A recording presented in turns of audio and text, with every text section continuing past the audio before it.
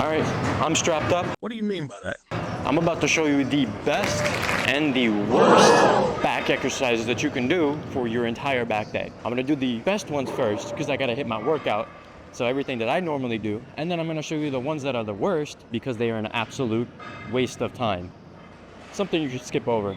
Let's check them out. All right, the first thing we're gonna do is some sort of lat pull down. I'll explain in a second. Just watch how it's done. Okay, I understand it now.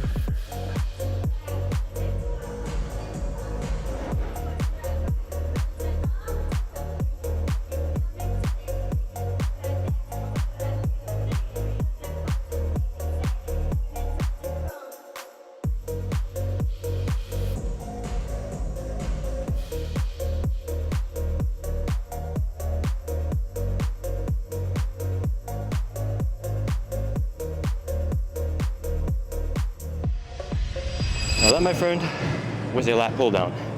On that machine, or whether you do on the cables or you do on another machine, some sort of lat pull down that you can go and work your lower lat or just your lat in general. It's a fantastic movement, one of the best movements you can start off your back day with because it can work as a really good warm-up to lead into heavier things that people like to normally do, like overhand rows. But I'm putting this near the beginning of the workout, or at least at the top of the list, because it's always a good staple. It's always something good. It's always like a really good back builder that you're gonna be able to like shape that V, like what's it called, that V taper that everyone absolutely loves, and something that you love and want to get to impress the ladies, which unfortunately the gym really doesn't get you ladies. So I use lifting straps. It's a fantastic movement.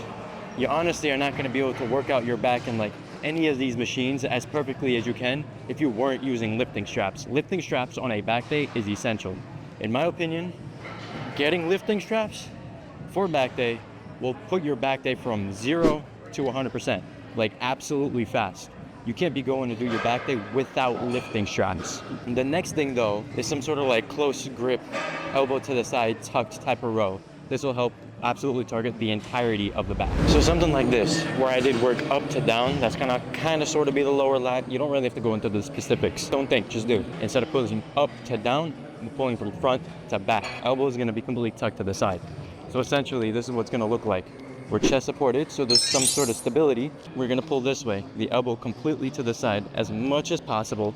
That's gonna target the entirety of the lat because we just did the first thing that was up to down. Now it doesn't matter at all if you end up doing some sort of regular, just close grip, elbow tucked to the side type of row for your lats and then do a lat pull down. As long as you're doing both of them, kind of crush everything you need for the lats entirely.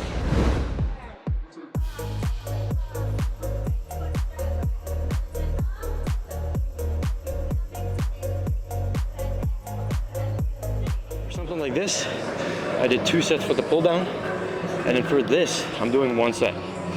This was all out, the other one is all out. Now, it might not look like it, but I've been doing this for like 10 years. I listen to my body, I know how I respond, but it's not that complicated, and you don't need to smash a million things for your back. But as you saw on the lat, I would say, I'm not gonna call that a pull down, but like an iso lat row, I didn't go all the way up. When you go all the way up, or you kind of go all the way out, you lose the tension for the lat, and you kind of want to keep that tension there, especially by bringing in and digging deep and putting your elbows pretty much tucking it to your like hips. So now this machine over here is called the T-bar row. This is definitely one of the best machines ever for the upper back. Now compared to this, to one where it doesn't have a chest support, the one that doesn't have the chest support is probably one of the worst because it doesn't have the chest support where you completely isolate your upper back.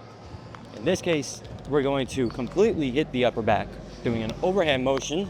This will help us get the rear delts, get the traps, get the entire upper back, and honestly, call it a day for your back day. Ever find someone who grabs 2 plates at one time just to put it on a machine? I feel like this is the epitome of if you're strong enough or not.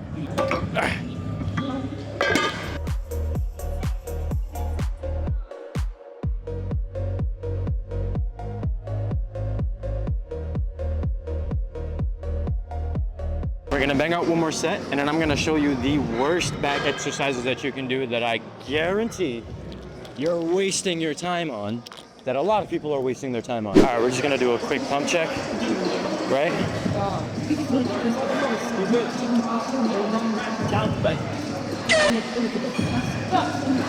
I hope I look big. I hope I look big, bro. This is a complete hot take, but if you're training to build muscle as optimally and as efficiently as possible, and you have deloads, that just means you're overtraining or you're not training correctly. You don't really need a deload. That's my hot take for today. A deload is absolutely unnecessary. If you're training correctly, there's no reason to deload. And if a deload happens, that's just life. Life happens. I deload sometimes just because life happens and I just can't go to the gym. That's my hot take for today.